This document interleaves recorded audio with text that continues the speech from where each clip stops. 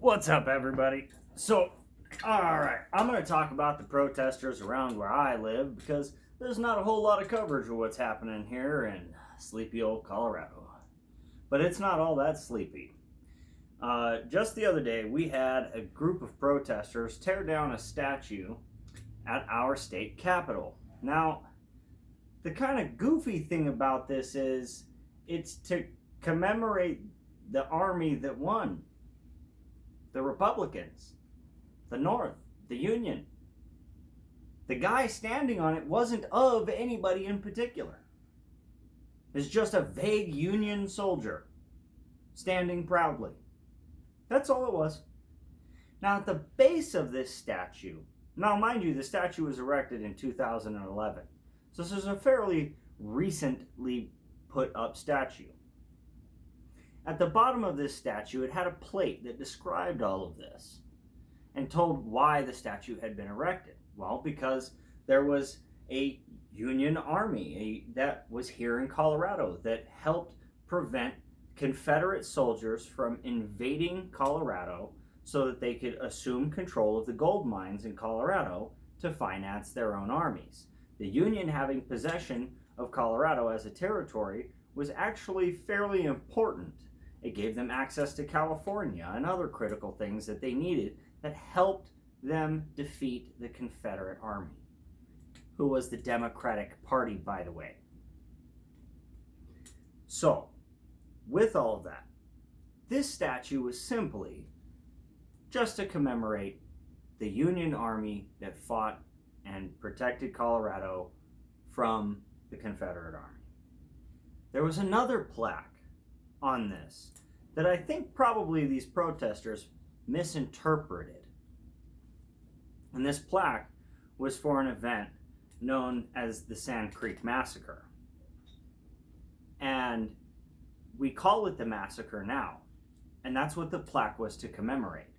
Was that historically that a Colorado regiment had gone out and massacred a group of Arapaho and Cheyenne peoples. And this plaque was to remind us that that was a massacre and that there are historical documents that label it as a battle. That is what that plaque is for. That's what that was to represent, was that historically this horrible thing that had happened in Colorado's history had been written down about incorrectly, even though people at the time even called it a massacre. Both militant, who were the ones who were there, the military personnel who were there, called it a massacre, and surrounding civilians called it a massacre. It was still historically labeled a battle, and the soldiers were honored for that event as if it were a battle. That plaque is to tarnish that honor. That plaque is to publicly say that is not a battle, that was not a fight, that was a massacre where a Colorado unit of military personnel went in to a territory that was actually guaranteed to these people and massacred them. And then were later honored by the government because it was labeled a battle. And it was not that. This plaque pointed that out. That's what it was for, was to publicly tarnish the reputation of that event being labeled as a battle. It helps if you do the history research before you tear down a statue. There's a reason it is there. And most statues are not up for reasons why people think they are. Now, I want to address another something that happened in, not in my state, but happened in another state. But I want to kind of give a pointer on that. A couple of days ago actually, a Black Lives Matter group broke into, and I'm going to call it like it is, they broke into a gated community, then broke into private property, and had the residents then defend their home. I'm guessing a couple that was probably from the baby boom generation. So they had people then defend their homes with weapons. A couple of things about that. First thing, what did you think was going to happen? They were going to come out and give you the keys? Oh shit, you know what? This house that we've spent the last 30 years renovating, we're just going to give you the keys to it and the title to the land and everything. We'll just move out, you know?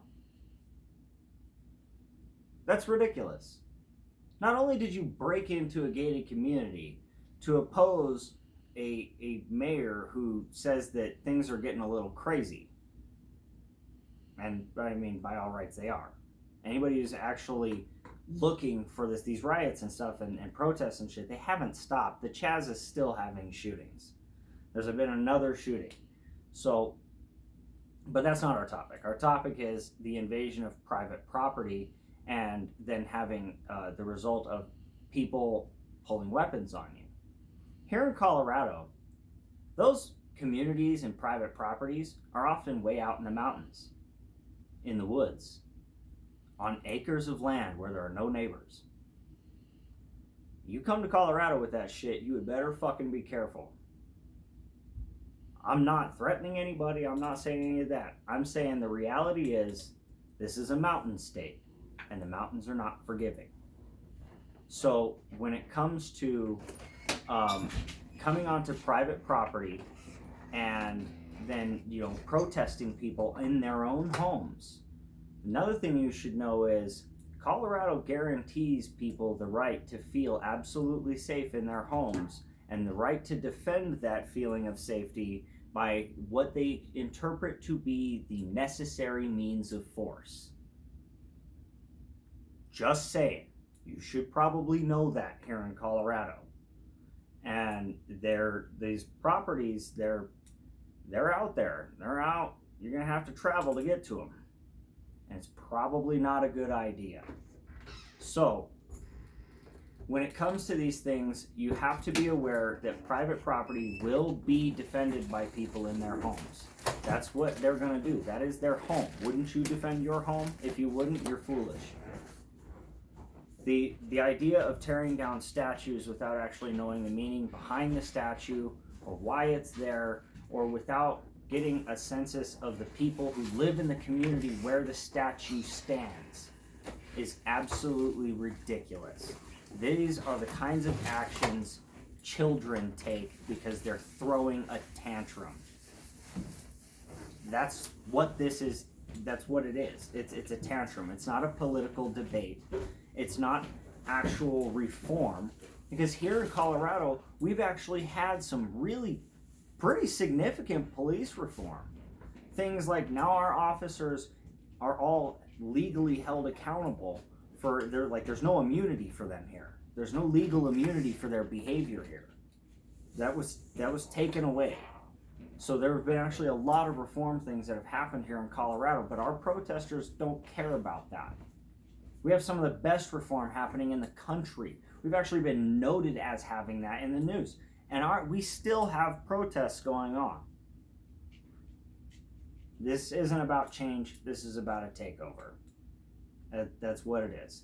It's about destroying things because of the sake of destroying things.